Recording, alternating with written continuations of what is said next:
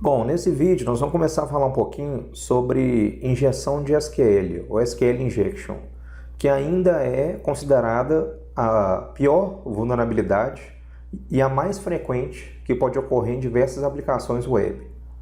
Para começar, injeção de SQL pode ocorrer basicamente em dois métodos, método GET e método POST. Vou falar um pouquinho mais sobre isso aqui, vamos abrir aqui, ó. Nosso Metasploitable. Então, no Metasploitable eu tenho duas aplicações aqui que eu posso brincar com elas em relação a SQL Injection. Nós temos a Multilidai, tá? Nós temos o DVWA. Nesse vídeo eu vou entrar um pouquinho no DVWA, depois eu vou falar um pouquinho das outras aplicações. Então vamos ver nesse cara aqui. Isso aqui quer dizer Damn Vulnerable Web Application. Uma das formas que você tem de fazer SQL Injection através do método POST é colocando caracteres estranhos, né, como uma aspas, alguma coisa assim, dentro dos campos. Então, por exemplo, campo de usuário e senha. Esse é um dos métodos. O que acontece? Nós temos basicamente dois tipos de SQL Injection. Não estou falando dos métodos mais. O método pode ser via postagem de formulário, ou via GET, né? Um parâmetro que você está passando no método GET do HTTP. Agora, a gente tem um SQL do tipo Error-Based e Blind. Claro que tem as subcategorias, né? Por exemplo, o Blind pode ser baseado em tempo e tal. Mas basicamente a gente divide dessas duas formas. Então, por exemplo, vamos supor que esse método POST, ele é vulnerável a um Blind SQL Injection.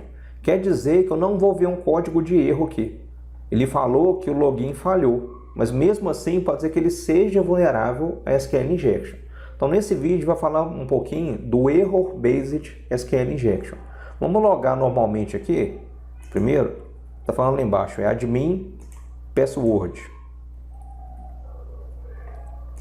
Os nossos testes aqui vão ser baseados em SQL Injection Error-Based, não Blind. Então vamos vir aqui, ó, primeira coisa, em Security. E vamos mudar a segurança dessa aplicação para Low.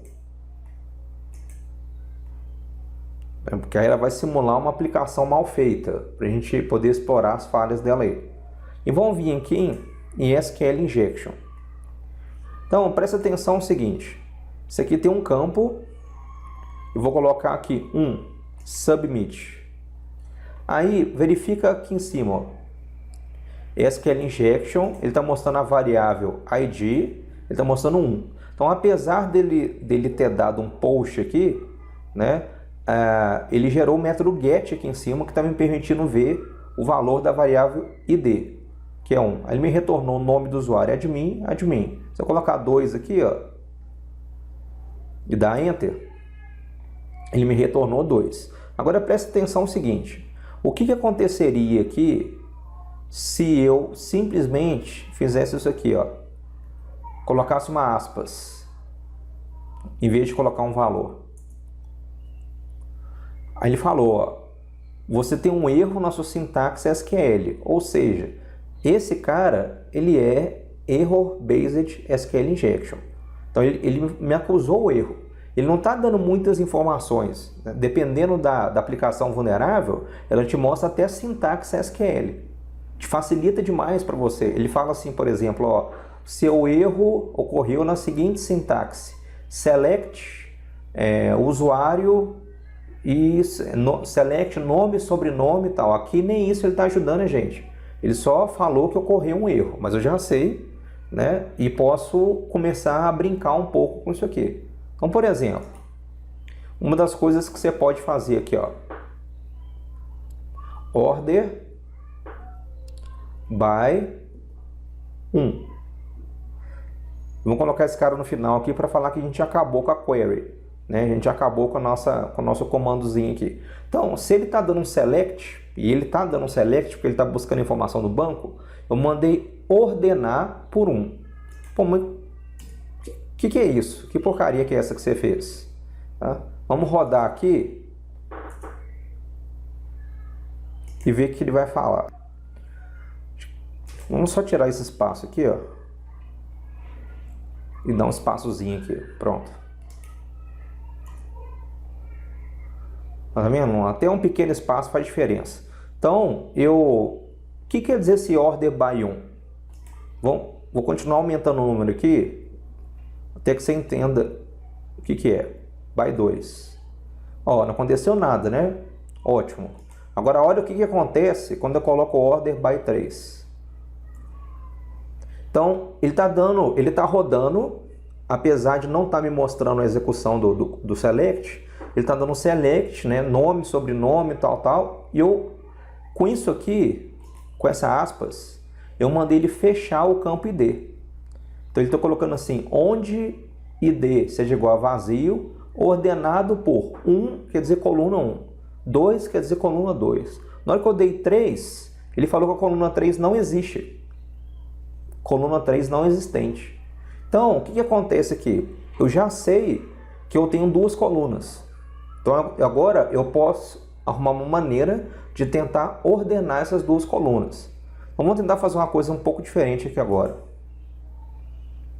Já que são duas colunas, vamos tentar dar um union, para fazer uma união, select, vazio, eu vou pegar a informação da primeira coluna, vazio. Vamos ver o que vai acontecendo quando eu rodo esse cara aqui desse jeito. Olha só o que ele me mostrou aqui.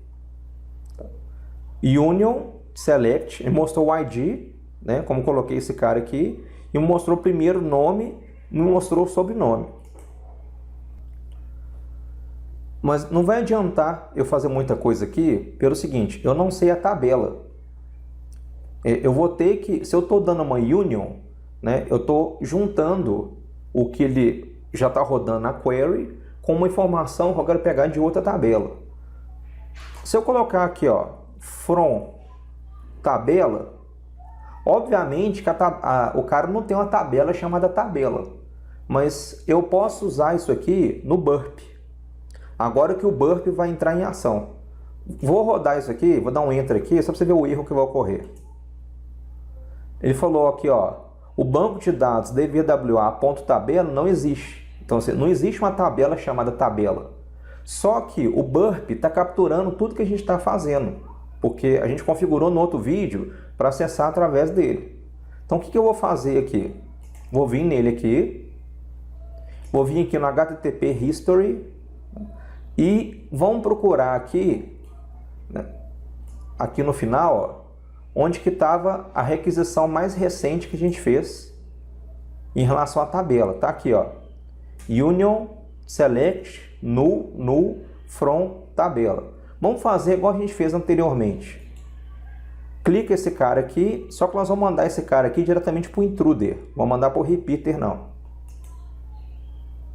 Mandei para o intruder, ó. Então, vamos vir aqui, ó. Vamos fechar essas outras abas aqui, que eu não preciso delas. Vamos deixar só a aba 3. E no intruder aqui, a gente vai ter que definir as posições. Vamos limpar tudo de novo. E vamos definir o seguinte. Pega aqui onde está a tabela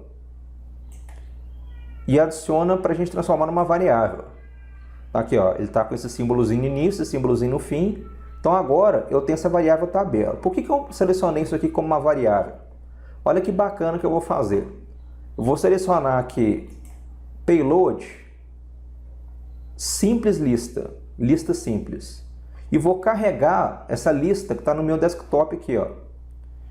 Essa lista é uma mistura que eu fiz. Eu poderia criar listas separadas, mas é uma mistura que eu fiz de nomes de tabelas mais comuns e nomes de campos mais comuns, para ele tentar fazer uma espécie de força bruta. Então, deixa eu carregar esse cara aqui, ó. Load. Vão vir aqui no desktop. Payloads burp.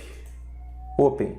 Tá lá. Ele carregou login, admin, administrator, usuário, usuários, contatos, clientes, contas. Ou seja, coisa pode ser nome de tabela, nome de campo.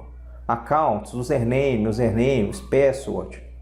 Okay? Então o que eu vou fazer? Vou pegar esse cara aqui, eu só tenho um payload. O que significa que eu tenho um payload? Quer dizer que em positions aqui, ó, eu só marquei esse cara aqui como variável. Beleza. Então já marquei o meu payload, já marquei o que eu quero fazer, vou dar Start Ataque. Aí ele falou que a versão gratuita do Burp, algumas funcionalidades estão desabilitadas, o ataque é mais devagar, dá ok, ele vai fazer assim mesmo. Aí ele está rodando o ataque aí, vamos esperar ele aguardar agora, esperar ele finalizar, quer dizer. Ele está rodando 37 possibilidades do que eu fiz. 20, 21, está quase acabando aqui as 37. Vamos lá, 24, 25. Já dá para mim ter uma noção aqui pelo seguinte, olha só. Ah, mas ele não vai dar erro, nada disso? Não, presta atenção no tamanho, tá? Quando eu clico num desses caras aqui, ó, que deu um tamanho pequeno, quer dizer que ele não retornou um resultado positivo. Pega o cara que teve um tamanho maior. Vamos esperar ele acabar aqui, que aí ele vai... Vou conseguir ver melhor, explicar melhor isso aqui. Bom, acabou. Vamos pegar um... Ele acabou aqui, ó. Vamos pegar um desses caras aqui e clicar 2 vezes, só para ver. Vou pegar aqui, ó. Olha só, o que ele falou na resposta? Tabela fulano de tal não existe. Ah, tá. Beleza. E aquela que deu mais informação? Igual essa aqui, ó. Que deu 4.000 e alguma coisa.